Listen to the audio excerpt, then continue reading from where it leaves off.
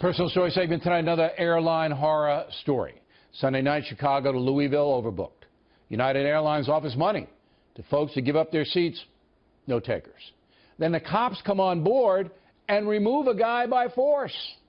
Oh, my God. Oh, my God. Oh, my God. No. Oh, my God. My God. What are you doing? No, this is wrong. Oh, my God. Look at what you did to him. Oh, my God. Joining us, I shouldn't be laughing, but it's just so bizarre. Joining us from the Fox Newsroom here in the building in New York, Fox News correspondent Rob Schmidt. So why did that guy, after all 100 people on the plane, more than that, why did they pick that guy to drag him off? Well, they picked 4 people, and they say it's a random selection, Bill, is how it works. But, you know, just to elaborate a little bit on what's going to be, no doubt, a PR disaster for United Airlines. I mean, that video, it's just shocking when you see it. This is a paying customer on United Airlines, and they overbook them, and the airlines are allowed to overbook these flights. They do it so that they can get them as full as they can to make as much money as they can, and they're legally allowed to do so. But they offer that money, like you said, they start with like a couple $100 and they raise it all the way up to about $800, which is what they did on this flight. If they get no takers at that point, they don't want to pay any more money, so they just randomly select people to get off the flight. Well, what do you mean randomly select? Do they put the seat number in a hat? I guess that's what they say. They say it's a random selection. So they don't explain. We don't know how this guy got picked out of all of the people on there.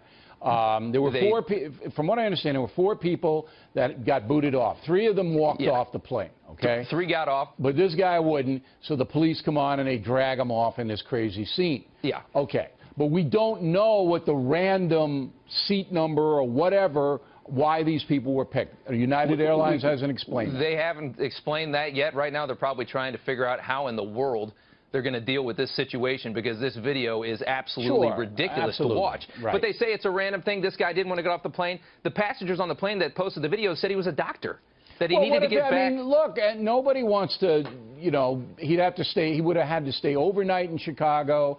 He absolutely might have had commitments to his family or to, his patients. Right. But, all right, it's a confusing situation because we don't know what the criteria are to remove people from the plane when it's overbooked and nobody volunteers. But the interesting thing is that they offered, what, $800? I mean, at some point, somebody's going to take that money. You get up to $1,500, $2,000? Nobody wanted to stay in Chicago overnight. Somebody would have stayed for some amount of money. It would have been a lot easier than this. Yeah, you have to agree a couple of grand maybe, but all right. All right, Rob, thank you. And joining us now from Sarasota, Florida, Paul Hudson, president of FlyersRights.org. Do you know what the random thing is, how they get a seat number to remove somebody if they can't get volunteers? Well, there have been reports that they base it on whether you're a late flyer or the order that people checked in for the flight. So if you're last, you get booted? Well, that's speculation, because the airlines essentially have carte blanche to do this. And I'm not sure whether this flight was overbooked. It appears that it was full, and then they needed to ferry some crew members, and they didn't have any seats because they'd fully booked it, and so they threw off some passengers. All right, so they had to get it's obviously wrong what happened. Right, they had to get some United Airline personnel from Chicago to Louisville for, you know, probably another flight or whatever. They had to get them there, and so they asked for volunteers, and obviously this guy didn't volunteer.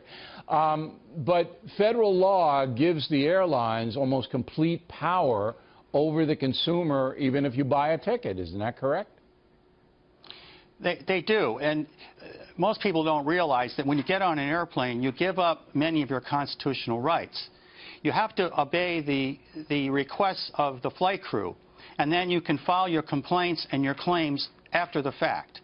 However, here it was so extreme, and whether excessive force was used by the police, I don't make a judge of that, but this is way beyond anything that should happen. Have you ever seen anything like this before? Had many ways to get around this. All right, we'll get to that in a moment, but have you ever seen anything like this before? I never saw anything like that before. Not for a simple overbooking situation. Yeah, no. I've never seen it. Okay, so you say that something else could have happened to avoid the guy being dragged and we're seeing his stomach. And I don't want to see the video again. Now, we don't have to show us. We got it. Everybody's got it.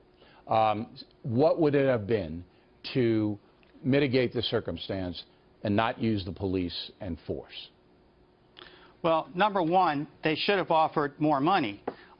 The maximum compensation for domestic is $1,350, and airlines are typically offering vouchers. They're not even offering cash.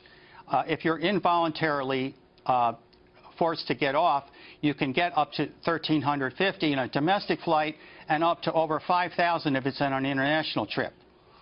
That's one thing. All right, so they could have offered money. The guy would have had to stay overnight at O'Hare Airport. They would have put him up in a hotel, I understand, right? Yes, they could have asked other passengers. They also could have given the man a written warning and also a written statement of what his options and what his rights were. We've asked for this for many years now, but the airlines do not want to often divulge what your true options or rights are, and then they don't want to give you a warning. In many cases, they're very quick to pull the trigger and call the police. All right. Well, I think the laws are going to have to be changed, and you can't have this stuff. It looks like a police state. All right, Mr. Hudson, thank you very much.